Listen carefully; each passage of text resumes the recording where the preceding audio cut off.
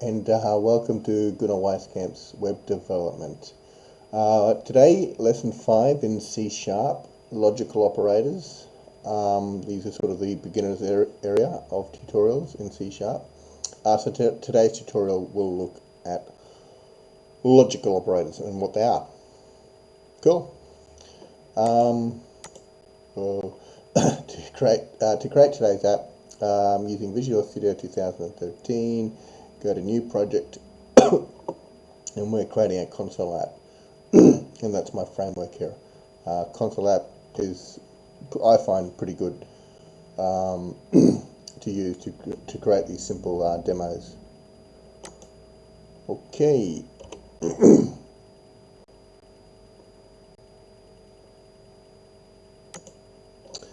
So once you've created the console app, this is what you should have. Pretty standard. There's nothing fancy in here, so you can just check mine over here. You should have all those namespaces. There's nothing too scary in here. So now let's get some scary stuff. Okay, it's not too scary either. No. Logical operators, well, it's always easy to say, you know, once you know, it's easy, but they're definitely something you need, and if you do the C#, you definitely have to do them. You've got to learn them, so that's it. You've probably seen some of these before, actually. The first one we're looking at is the equals operator, so, and the not equals operator. So as you can imagine, it's quite simple to understand, I think anyway, and to explain. So here we've got a variable, we're setting him to this. Now if this variable here is equal to this text here, this operation happens here. And obviously in this circumstance it will be equal to this text here, because we're setting it here, so keeping it all nice and simple. So that's the equality operator there. The not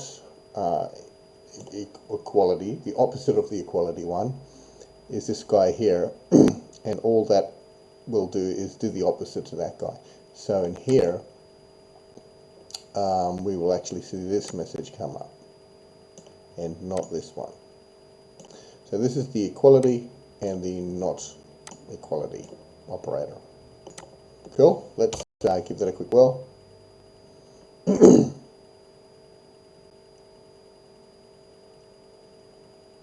So we'll shoot through the message, good to see all is good, and sad to see all is not good. Sad. So we've gone in here, because that is equal, and here's the opposite of that, and sad to see all is not good. So hopefully, you guys got all that. Our next logical operator,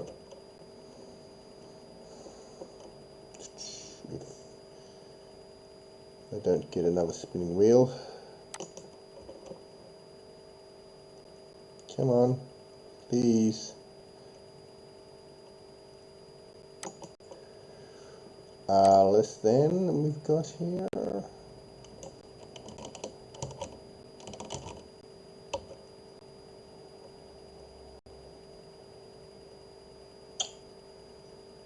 Yeah, that's the one. Let's clear up this one at a time.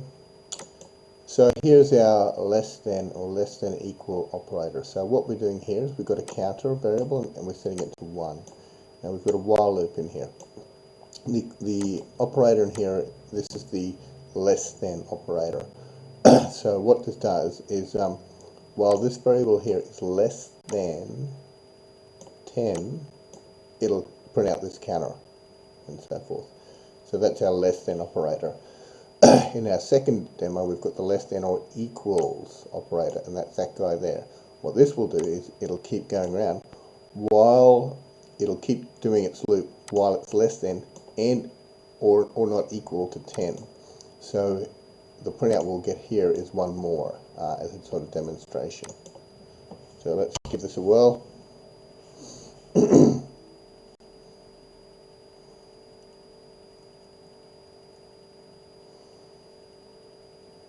Come on, machine.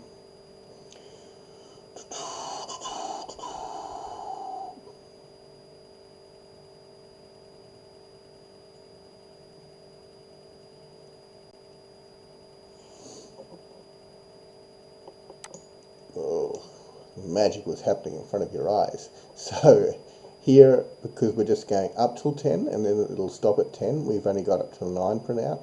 Here we're going up and 10. So we've got all 1 to 10 printed out. So yeah, so the less than operator here and the less than and equal operator used in process here. So that's that one. Right. So with these beginner tutorials, once you get 10 of these sort of done, you can do a fair amount in C#. You'll be amazed what you can do.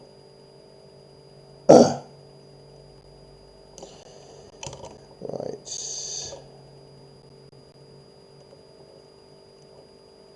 Come on.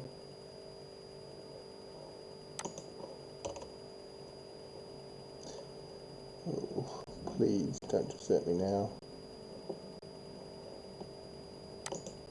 Yay. No. Maybe.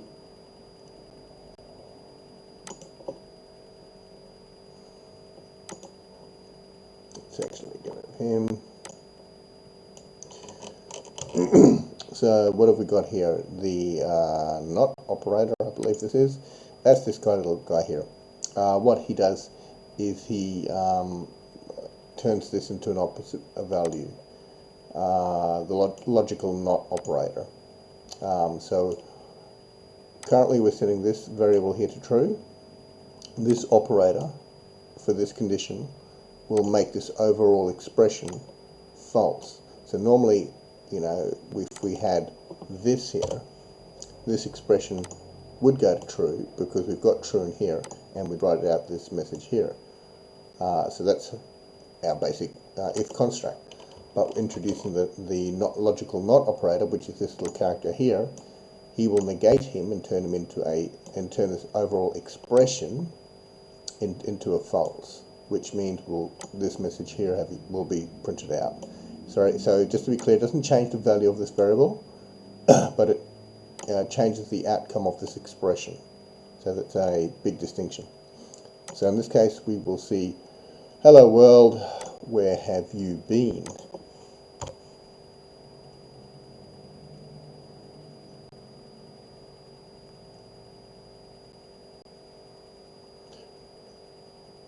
Come on, hello world.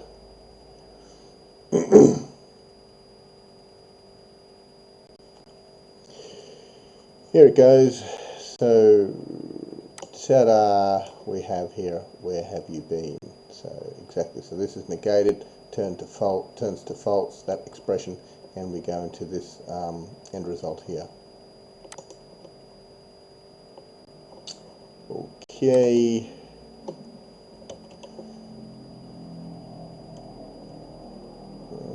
Please.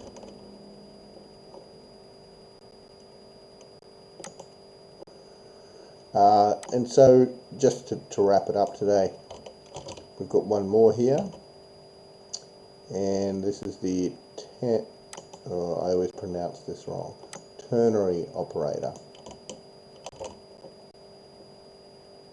This might look a little bit odd to some initially, but well, what's it do? So it's a good question. So we've got a variable here set to do magic, and so what's our ternary operator? This is all our ternary operator here. It's made up of basically this symbol and this symbol, which I know sounds weird. So what it does here, we've got an expression here, and that can be true or false. And right now, in our expression, this variable here is set to do magic. And we've got the equality operator here, do magic. So this expression here will become true. So whatever happens, when this expression happens true in the ternary operator, whatever comes after this question mark will be passed, which in the case is this guy here, will be passed into an end variable here. So, and if this condition here is false, then the item or the information behind this double semicolon will be passed. So this information here will be passed back into our result, if this guy here is false, if that expression evaluates to false.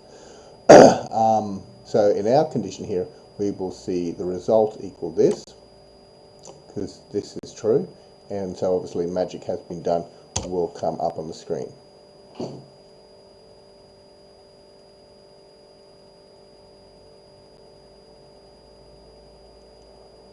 Come on.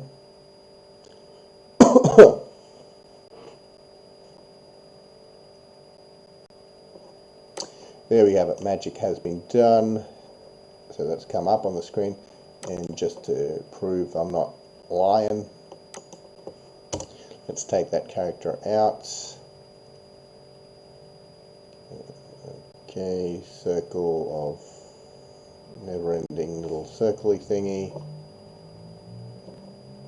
So we've taken that character out, so that's not going to equal true anymore.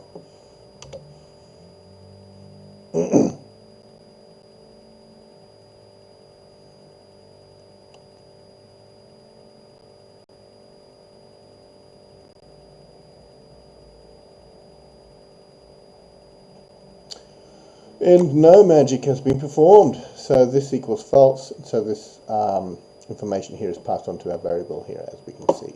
So it's a ternary operator. Very useful, and it should be used a lot in many ways, because it can reduce code and reduces a lot of if statements as well. Okay, alrighty. So nice and short and sweet today. That's it. I hope you got something out of this tutorial. Please subscribe to my channel, and hope to see you soon. Thank you.